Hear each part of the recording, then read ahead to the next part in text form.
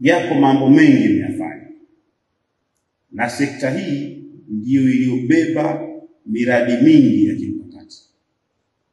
Sizungumza SGR peke yake, kuzungumza meli na maeneo mengine. Lakini kutokana na umadhubuti wenu, leo tumefika mahali pazuri.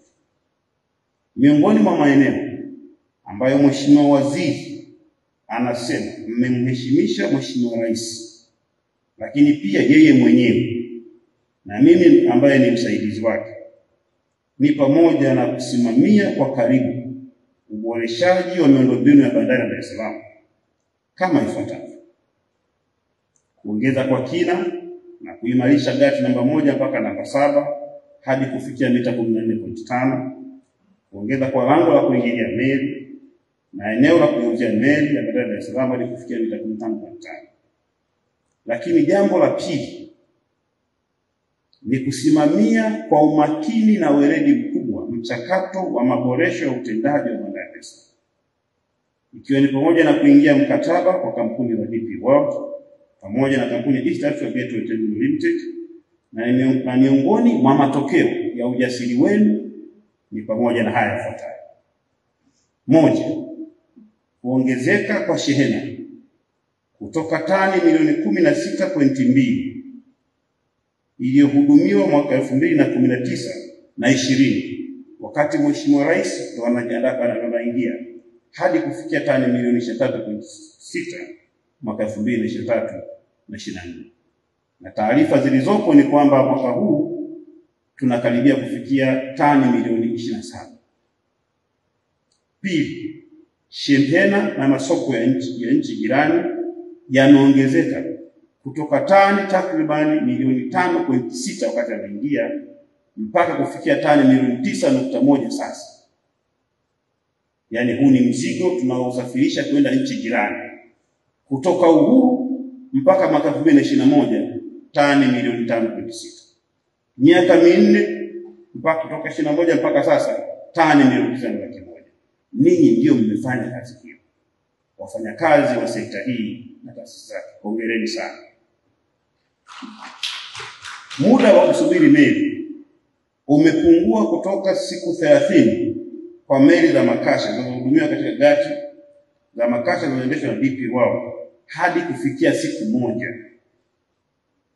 Idadi ya meli zinazosubiri nangani, yani ship waiting out anchorage, umepungua kutoka meli 30 mpaka meli 3. Muda wa meli kuhudumiwa gatini umepungua kutoka siku 49 iliyokuwepo mwaka 2019 na 20 hadi siku 3 2024 na 25 kwa meli za makasha, na zile za mafuta umepungua kutoka siku 10 hadi siku 3. Lakini muda wa meli kuhudumia gatini umepungua kutoka siku 8 hadi siku 3 kwa meli za makasha, na meli za mafuta kutoka siku 10 hadi siku 3 kama nilivyosema. Lakini pia tumepunguza tozo za meli kusubiri, na bandari hiyo kwa sasa ina uwezo wa kuhudumia meli za mafuta 4 zenye mita ya ujazo 1.5 kwa wakati mmoja. Na za makasha katika kitengo namba 1 kinachoendeshwa na kampuni DP World hazisubiri tena nangani, badala yake zinafunga moja kwa moja. Ukipima matumizi haya mengi sana, lakini nani ameyafanya? Wanadamu ni rahisi sana kulaumu, ni rahisi sana kunyosha kidole, ni mara chache tunaanza kuwinda. Nyuma ya mambo haya mazuri yuko nani? Ninyi majina yenu yataandikwa kwa wino wa dhahabu. Hongereni sana. Ndugu zangu wafanyakazi wa sekta ya uchukuzi, kwa mara ya kwanza baada ya kipindi cha zaidi ya miaka 3, bandari ya Dar es Salaam imeweza kuhudumia shehena mbalimbali zinazosafirishwa na wafanyabiashara kwa ajili ya biashara mwisho wa mwaka bila kuwepo kwa malalamiko kucheleweshwa kwa shehena hizo. Ninyi mnakumbuka kwa nyuma malalamiko kwa mengi sana kwa Dar es Salaam na mambo mengine na mengine.